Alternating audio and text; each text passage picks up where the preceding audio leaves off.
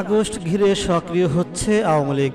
কোটা সংস্কার আন্দোলনকে কেন্দ্র করে সরকার পতনের জেরে রাজনীতিতে খাদে পড়ে যায় ঐতিহ্যবাহী রাজনৈতিক দলটি। সেই অবস্থা থেকে পরিত্রাণের জন্য তৃণমূলের নেতাকর্মীদের চাঙ্গা করতেই শোক দিবসের কর্মসূচি পালনের মাধ্যমে রাজধানী ঢাকাসহ সারা দেশে রাজপথে নামার পরিকল্পনা করছে আওয়ামী লীগ। ক্ষমতার পট পরিবর্তনে সারা দেশে আওয়ামী লীগের নেতাকর্মীদের উপর নির্যাতন, ঘরবাড়ি পুড়িয়ে দেওয়া সহ সহিংসতার শিকার হওয়াদের আইনি পদক্ষেপ নিতে দলীয় প্রধান নির্দেশ দিয়েছেন বলে জানা গেছে।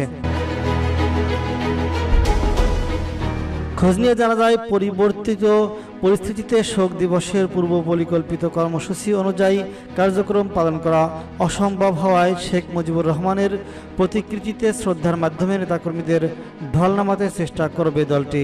এজন্য রাজপথে নেতাকর্মীদের অবস্থানের মাধ্যমে শোক দিবস পালনের দলটির সভাপতি সাবেক প্রধানমন্ত্রী শেখ হাসিনা নেতাকর্মীদের নির্দেশও দিয়েছেন।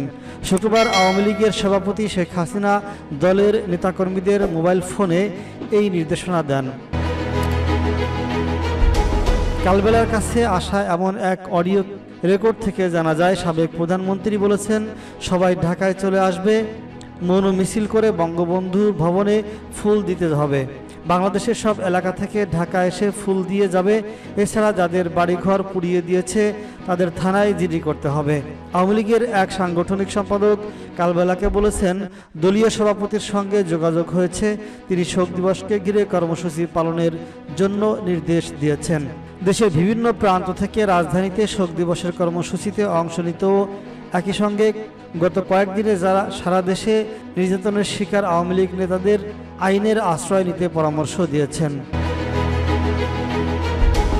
জানা যায়, ধানমন্ডি ৩২ নম্বরে বঙ্গবন্ধু প্রকৃতিতে গোপালগঞ্জ সমাধিসৌধে বনানীতে ১৫ই আগস্টে নিহত বঙ্গবন্ধু পরিবারের সদস্যদের প্রতি শ্রদ্ধা মিলাদ মাহফিল গণভোজের মাধ্যমে জমায়েত করবে আওয়ামী লীগ ও সহযোগী সংগঠনগুলো। এদিকে নির্দেশনা বাস্তবায়ন করতে তৃণমূলের নেতারা শোক দিবস পালনের কর্মসূচি নিয়েছেন। অন্তত ১০ জেলায় সভাপতি ও সাধারণ সম্পাদকের সঙ্গে কথা বলে জানা যায়, জাতীয় শোক দিবসের কর্মসূচিতে বাধা দিলে তা উপেক্ষা করেই পালন করা হবে। এই লক্ষ্যে কর্মসূচি গ্রহণ করা হয়েছে।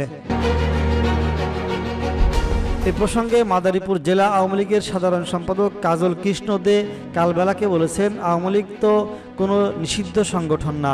জাতীয় শোক দিবসের বরাবরের মতোই জাতীয় পতাকা অর্ধনমিত, কালো পতাকা উত্তোলন, কালো ব্যাজ ধারণ ছাড়াও বঙ্গবন্ধুর প্রকৃতিতে শ্রদ্ধা মিলাদ গণভোজের আয়োজন করা হয়েছে।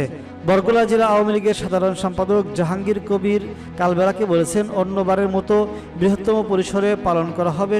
সব হবে কিনা এখনও নিশ্চিত নই, তবে শোক দিবস পালন করবই।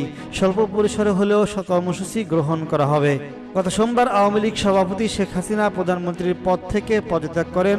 পরে তিনি হেলিকপ্টারে ছোট বোন শেখ রেহানাকে সঙ্গে নিয়ে দেশ ত্যাগ করেন।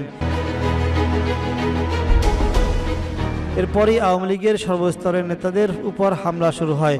অনেক হতাহত হন, আক্রান্ত হয় বসতবাড়ি ও ব্যবসা প্রতিষ্ঠান। আওয়ামী লীগ সভাপতির রাজনৈতিক কার্যালয় ও বঙ্গবন্ধুর অ্যাভিনিউ কেন্দ্রীয় কার্যালয়, এমনকি জাতির পিতা বঙ্গবন্ধু শেখ মুজিবুর রহমানের স্মৃতি বিজড়িত ধানমন্ডির ৩২ নম্বরের বাড়িটিও আগুন দিয়ে জ্বালিয়ে দেওয়া হয়।